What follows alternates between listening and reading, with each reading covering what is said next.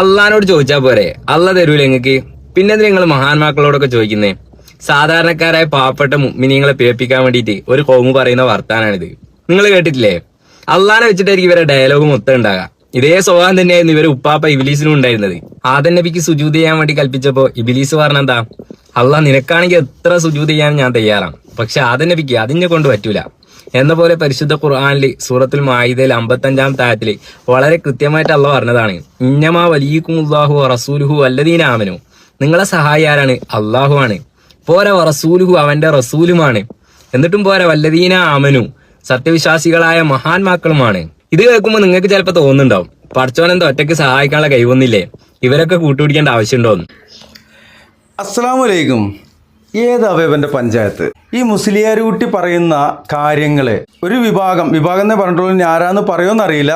എന്തായാലും ഖുർആനും സുന്നത്തും ഫോളോ ചെയ്യുന്ന ആളുകളെ ആയിരിക്കാം എന്ന് തോന്നുന്നു, അല്ലെങ്കിൽ ഏതെങ്കിലും സംഘടനക്കാരാണെങ്കിൽ അതങ്ങനെ ആവട്ടെ. ഞാനിവിടെ പരിശുദ്ധ ഖുർആനിന്റെ ആശയം എന്താണ് എന്നുള്ളതാണ് പറയുന്നത്.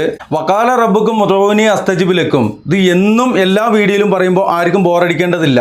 അള്ളാഹ് പരിശുദ്ധ ഖുർആനിലൂടെ പറഞ്ഞുകൊണു. ആര്? നിങ്ങളുടെ റബ്ബ് പറഞ്ഞുകൊണു. നമ്മുടെ റബ്ബ് പറയുകയാണ്, ഉദ്ഊനി, നിങ്ങൾ ദുആ ചെയ്തോളിയും അസ്തജിബ് ലക്കും, ഉത്തരം തരാന്ന്. ഇനി ഏതെങ്കിലും മഹാന്മാരെന്നോ ഔലിയാക്കളെന്നോ ശുഹദാക്കളെന്നോ നബിമാരെന്നോ ആരോ ആവട്ടെ, അവരോട് ദുആ ചെയ്തോളിയും ഉത്തരം കിട്ടുന്ന ഏതെങ്കിലും ആയത്തുണ്ടോ? പോട്ടെ, ഒരു ഹദീസ് ഉണ്ടോ? ഉണ്ടിച്ചെങ്കിൽ പിന്നെ നമുക്ക് അതുമേട് കൂടായിരുന്നോ? ഇല്ല.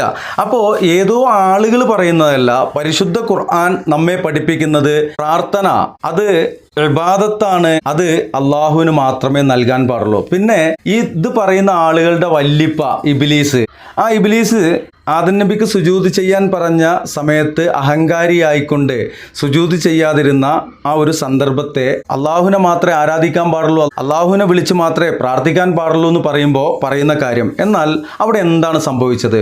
മലായിക്കത്തിനോട് അള്ളാഹു സുബ്ഹാനഹു വ തആല ആദമിന് സുജൂദ് ചെയ്യാൻ പറഞ്ഞു, നമ്മോട് അള്ളാഹുവിന് സുജൂദ് ചെയ്യാനും പറഞ്ഞു. രണ്ടും ഇബാദത്താണ്. എങ്ങനെയാണ് ഇത് വരിക? അള്ളാഹ് എന്ത് പറഞ്ഞോ അതനുസരിക്കുക എന്നുള്ളതാണ് ഒരു അടിമയായ ഒരു സാധാരണ മനുഷ്യന് ചെയ്യാനുള്ളത്. അള്ളാഹുവിന് സുജൂദ് ചെയ്യാൻ പറയുന്നത് എന്താണ്? അത് ഇബാദത്താണ്. നിസ്കാരം മൊത്തത്തിൽ ഇബാദത്താണ്. എന്തുകൊണ്ടാണ് അത് ഇബാദത്തായത്? അള്ളാഹു പറഞ്ഞതുകൊണ്ടാണ്, അല്ലേ? അത് ചെയ്തില്ലെങ്കിൽ നാം കുറ്റക്കാരാണ്, നമുക്കതിനുള്ള ശിക്ഷയുണ്ട്. ചെയ്താൽ അതിന് വലിയ എന്തെങ്കിലും കൊട്ടയിലേറ്റി കിട്ടുമെന്ന് പറഞ്ഞിട്ട് ചെയ്യാൻ നിൽക്കണ്ട. അത് ചെയ്യാതിരിക്കുന്നതിലുള്ള ആ ശിക്ഷ ഒഴിവാകാൻ വേണ്ടിയിട്ട് നമ്മളത് നിർബന്ധമായിട്ടും ചെയ്യണം. 5 നേരത്തെ ഫർള് നിസ്കാരം. ഈ 5 നേരത്തെ ഫർള് നിസ്കാരത്തിൽ റുക്കുവും സുജൂദും ഒക്കെ ഉണ്ട്. എന്നാൽ ആദം നബിയെ സൃഷ്ടിച്ച് ആദ്യമായിക്കൊണ്ട് അള്ളാഹു മലായിക്കത്തിനോട് പറഞ്ഞു ആദമിന് സുജൂദ് ചെയ്യാൻ. മലക്കുകൾ അള്ളാഹു നൽകിയ ആജ്ഞ എന്താണോ അത് അതേപടി അനുസരിക്കും. അതുകൊണ്ടാണ് അവർക്ക് ഇബാദത്ത് മാത്രമേ ഉള്ളൂ, അവർക്ക് വേറൊന്നുമില്ല. സ്വന്തം അവർക്കൊരു ഫ്രീ വില്ലില്ല, ഇഖ്തിയാറില്ല, അവർക്ക് സ്വയം ചിന്തിച്ച് പ്രവർത്തിക്കാൻ കഴിയില്ല. അള്ളാഹു എന്താണോ അവരോട് കൽപ്പിച്ചിട്ടുള്ളത് അതേ അവർ ചെയ്യുള്ളൂ. അതല്ലാതെ അവർക്ക് ചിന്തിച്ചിട്ട് എന്തെങ്കിലും ഒരു കാര്യം പ്രവർത്തിക്കാൻ അതിന് കഴിയില്ല. അങ്ങനെയാണ് അവരുടെ സൃഷ്ടിപ്പ്. എന്നാൽ അവരുടെ കൂട്ടത്തിൽ ഒരു സാധനം ഉണ്ടായിരുന്നു, അവനെ പരിചയപ്പെടുത്തുന്നത് ഇബ്ലീസ് എന്നാണ്. ആ ഇബ്ലീസ് പറഞ്ഞു, അള്ളാഹുവേ, എന്നെ തീയിൻ്റെ നാളത്തിൽ നിന്ന്, ജ്വലിക്കുന്ന തീയിൻ്റെ നാളത്തിൽ നിന്ന്, തീയിൽ നിന്നാണല്ലോ എന്നെ സൃഷ്ടിച്ചത്. വെറും മുട്ടിയാൽ ശബ്ദമുണ്ടാകുന്ന കളിമണ്ണിൽ നിന്ന് സൃഷ്ടിച്ച ഈ മനുഷ്യനെ ഞാൻ സുജൂദ് ചെയ്യുകയോ? അത് അഹങ്കാരാണ് പൊന്നാരൻ്റെ തലയിൽ തൊപ്പിവെച്ച പൊട്ട. അല്ലാതെ ആരാധന എന്നല്ല. അള്ളാഹ് എന്താ പറഞ്ഞ? അള്ളാഹ് ആദമിന് സുജൂദ് ചെയ്യാൻ പറഞ്ഞാൽ അത് ചെയ്യാന്നുള്ളതാണ്, അതാണ് ആരാധന. അല്ലാതെ ആദമിന് സുജൂദ് ചെയ്താലേ അത് ഇബാദത്തോ ആരാധന ആവൂല.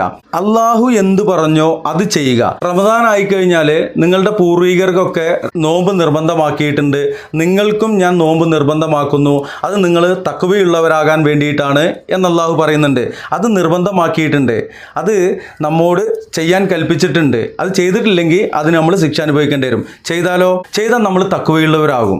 അത്രേ അള്ളാഹ് പറഞ്ഞിട്ടുള്ളൂ. ചെയ്താൽ നിങ്ങൾക്ക് സ്വർഗം തരാമെന്നും പറഞ്ഞിട്ടില്ല. എന്നാൽ ഇതൊക്കെ ചെയ്തു കഴിഞ്ഞാൽ അവസാനം നമുക്ക് ലഭിക്കുക സ്വർഗം തന്നെയാണ്. ഇനി നിസ്കാരത്തിൻ്റെ കാര്യം നേരത്തെ പറഞ്ഞു. അതുപോലെ തന്നെയാണ് സക്കാത്ത്. യുഖീമൂന സ്വലാത്ത അല്ലെങ്കിൽ ഖീമു സ്വലാത്ത, നിങ്ങൾ നിസ്കാരം മറന്നു പോകരുത്, നിസ്കാരം മറക്കുക പോലും ചെയ്യരുത്. അത്രയും ആ ഒരു പ്രാധാന്യം അതിന് കൊടുക്കണം. അതോടൊപ്പം പറഞ്ഞത് ആത്തു സക്കാത്ത്, നിങ്ങൾ സക്കാത്ത് നൽകുകയും വേണം. നമ്മുടെ കയ്യിലുള്ള മുതലിൽ നിന്ന് അതിൻ്റെ ശതമാനം കണക്കാക്കി അത് അർഹരിലേക്ക് എത്തിക്കണം. അത് ഓശാരമല്ല, അത് നമ്മുടെ ഔദാര്യമല്ല, അത് ആ അർഹരുടെ അവകാശമാണ്. അത് നൽകണം, അത് നിർബന്ധമാണ്. സക്കാത്ത് നൽകിയാൽ അള്ളാഹു ഒരു പക്ഷേ സ്വർഗമാണ് നമുക്ക് വാഗ്ദാനം ചെയ്തിട്ടുള്ളത്.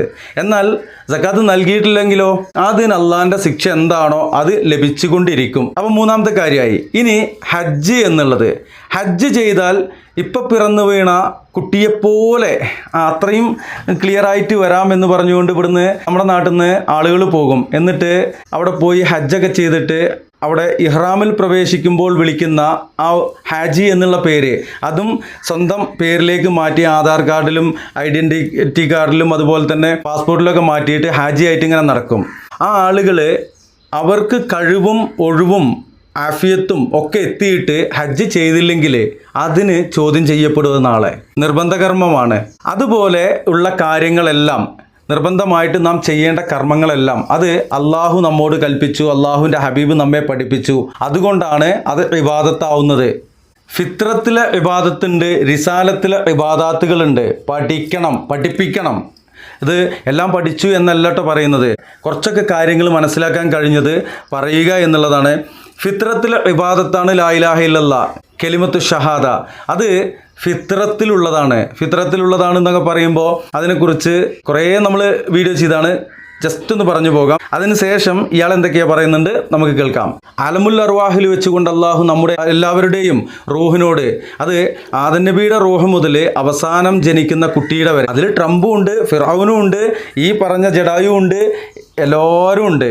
അതേപോലെ ഖുർആനിൽ അല്ലല്ലാത്തവരെ വിളിച്ചു തേടാൻ ആയത്തുണ്ടോ മുസ്ലിയാരെ എന്ന് ചോദിച്ചപ്പോൾ ഉണ്ട് മൗലവി ഉണ്ട് എന്ന് പറഞ്ഞ് ചാടി നീച്ച അയാളും ഉണ്ട്.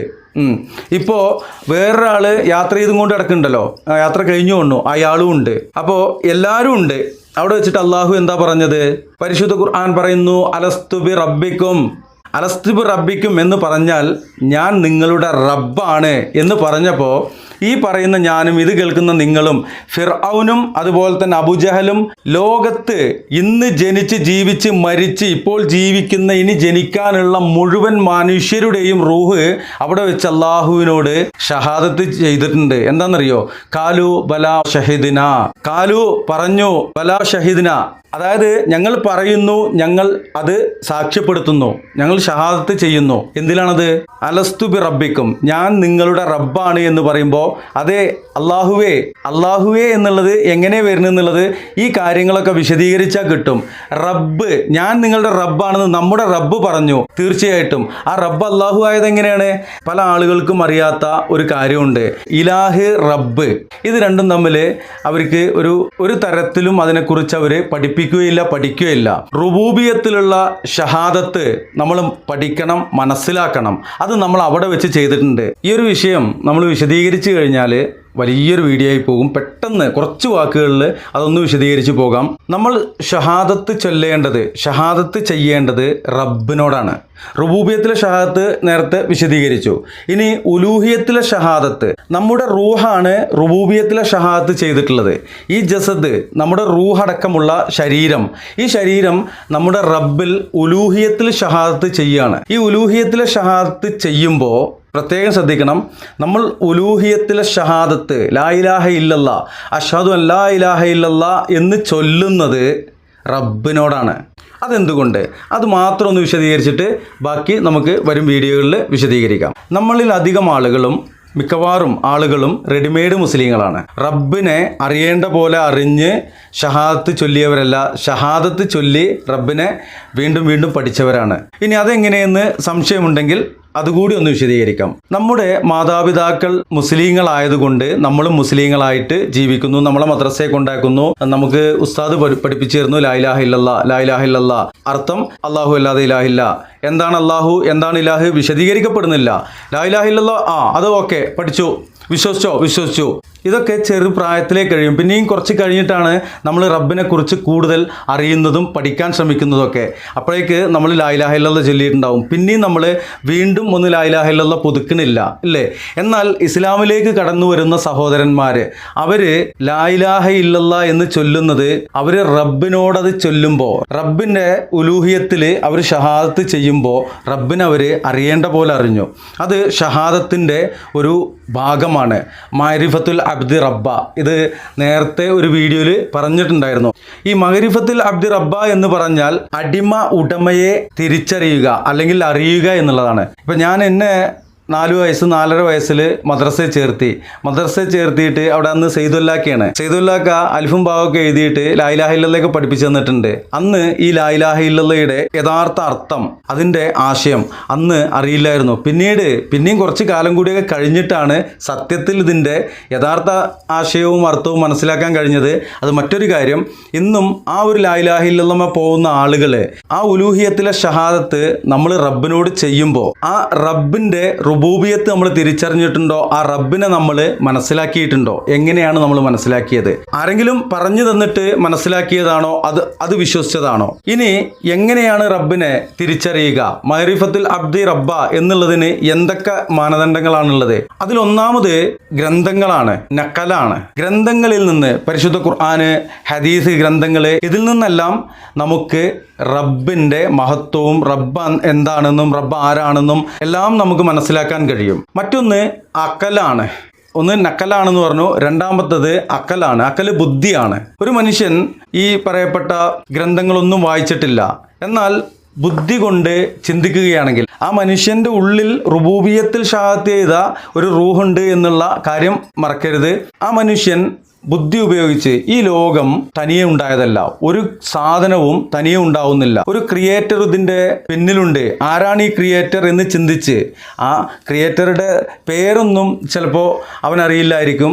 ഇനി ക്രിയേറ്ററുടെ പേര് നമുക്കും അറിയുമെന്ന് ആരും തെറ്റിദ്ധരിക്കേണ്ട. അള്ളാഹു എന്ന് പറഞ്ഞാൽ സാക്ഷാൽ ആരാധനക്ക് അർഹൻ എന്നാണ്. റബ്ബ് എന്ന് പറഞ്ഞാൽ അത് ഖാലിക്കാണ്, മാലിക്കാണ്, മുദബ്ബിറാണ്. അതാണ് അതിൻ്റെ ഇത്.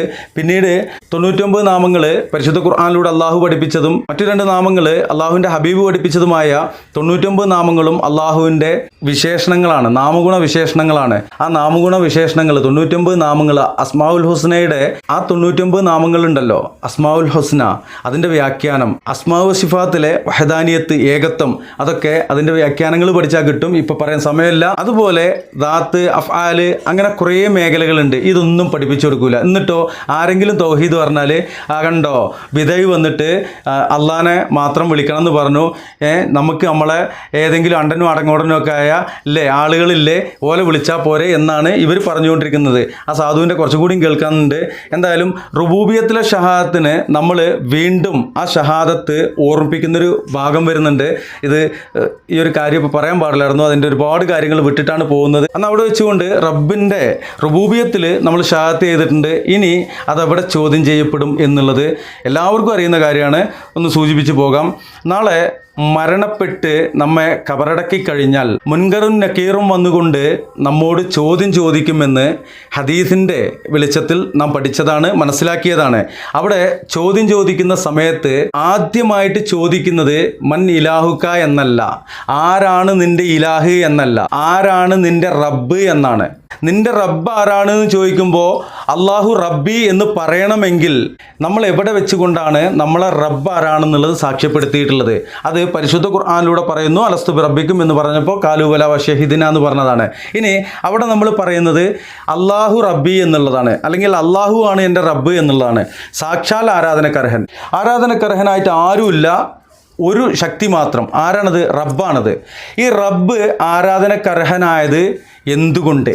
റബ്ബ് ആരാധനക്കർഹനായത് ഈ ലോകം സൃഷ്ടിച്ച് പരിപാലിച്ചു പോരുന്ന ഇതിൻ്റെ എല്ലാം ഉടമസ്ഥനായ റബ്ബിൻ്റെ യോഗ്യതയാണ് ആരാധനക്കർഹനാവുക എന്നുള്ളത്. അടിമകളെല്ലാം ആ ഉടമയെ അല്ലെങ്കിൽ ആ റബ്ബിനെ, ആ ഖാലിക്കിനെ, മാലിക്കിനെ, മുദബ്ബിറിനെ ആരാധിക്കുക എന്നത്, ആ ആരാധനയിൽ കളങ്കം വരാതെ നമ്മൾ ആരാധിച്ചുകൊണ്ടേയിരിക്കണം. ഇനി റസൂലുള്ളാഹി സ്വല്ലല്ലാഹു അലൈഹി വസല്ലമയുടെ ഒരു ഹദീസ് ഒന്ന് പറയാം. അദ്ദുആഉ ഹുവൽ ഇബാദ എന്ന് പറഞ്ഞാൽ ദുആ അത് തന്നെയാണ് ഇബാദത്ത്, ആരാധന എന്നുള്ളതാണ്. ദുആ ആരാധനയാണ്, ദുആ ഇബാദത്താണ് എന്ന് പറഞ്ഞു കഴിഞ്ഞാൽ അള്ളാഹിനോടുള്ള ദുആ മാത്രമുള്ള ഇബാദത്ത്, അല്ലല്ലാത്തവരോട് ദുആ ചെയ്താൽ ഇബാദത്തല്ല, ഷിർക്കാണ്. ആ ഷിർക്ക് ഇവർ പഠിച്ചില്ല എന്നുള്ളതാണ്. എന്തുകൊണ്ടാണ് അവർക്കത് മനസ്സിലാവാതെ പോയത്, അവർ പഠിക്കാതെ പോയത്? റുബൂബിയത്തിലെ ഷഹാദത്ത് അവർക്കറിയില്ല, ഉലൂഹിയത്തിലെ ഷഹാദത്ത് അവർക്കറിയില്ല, അസ്മാഉ വശിലെ വഹദാനിയത്ത് അവർക്കറിയില്ല. അതുപോലെ തന്നെ അള്ളാഹുവിൻ്റെ ഏകത്വത്തിൽ ഒരു നിലക്കും അവർക്ക് ഒരു കാര്യവും അള്ളാഹുവിൻ്റെ ഏകത്വത്തെക്കുറിച്ച് അറിയില്ല. അതുകൊണ്ട് തന്നെ അള്ളാഹു എന്നുള്ളത് മുൻകഴിഞ്ഞു പോയ തലമുറകൾ അല്ലെങ്കിൽ വിഭാഗങ്ങൾ, അതിൽ പ്രധാനപ്പെട്ട ഒരു വിഭാഗം, ഇന്ന് ലോകത്തെ ഏറ്റവും കൂടുതൽ ജനസംഖ്യയുള്ള അല്ലെങ്കിൽ ജനങ്ങൾ വിശ്വസിക്കുന്ന ആ വിഭാഗം, അവരുടെ ആ ഒരു ഏക ദൈവ സിദ്ധാന്തത്തിൽ നിന്ന് വ്യതിചലിച്ചത് എങ്ങനെയാണെന്ന് പഠിച്ചാൽ മനസ്സിലാകും ഇവർക്ക് സംഭവിക്കാൻ പോകുന്നത് അതുക്കും മീതെയാണ് എന്നുള്ളത്. യാഹുവേ അല്ലെങ്കിൽ യഹോവ എന്ന് പറയുന്ന ആ ഏകദൈവത്തെ, യേശു എന്നും ഈശോ മിശിഹ എന്നും പറയുന്ന വിശ്വസിക്കുന്ന ദൈവത്തിൻ്റെ പുത്രൻ എന്ന് പറഞ്ഞുകൊണ്ട് വിശ്വസിക്കുന്ന ആ യേശു വിളിച്ചു പ്രാർത്ഥിച്ച യാഹുവയെ അവർ വിളിച്ചു പ്രാർത്ഥിക്കുന്നില്ല. അവർ യേശുവിനെയാണ് വിളിച്ചു പ്രാർത്ഥിക്കുന്നത്, അവർ മറിയമിനെയാണ് വിളിച്ചു പ്രാർത്ഥിക്കുന്നത്, അല്ലെങ്കിൽ പുണ്യാളന്മാരെയാണ് വിളിച്ചു പ്രാർത്ഥിക്കുന്നത്. എൻ്റെ പൊന്നാര തൊപ്പിക്കാര, നിങ്ങളിപ്പോൾ അതന്നെയല്ലേ പറഞ്ഞുകൊണ്ടിരിക്കുന്നത്, ഓല് ചെയ്യണതന്നെ ചെയ്യണമെന്ന്. എന്നാൽ പിന്നെ ഓലപ്പണ്ട് കൂടി എങ്ങക്കും എന്തായാലും ഭൂരിപക്ഷം ഓലാണെന്നാണ് പറഞ്ഞത്. ഭൂരിപക്ഷമാണ് ഇപ്പോൾ മാനദണ്ഡം എന്നൊക്കെയല്ലേ നിങ്ങൾ സാധാരണ പറയില്ല. എന്തായാലും വഴി തെറ്റിപ്പോയതിൽ ക്ഷമിക്കണം.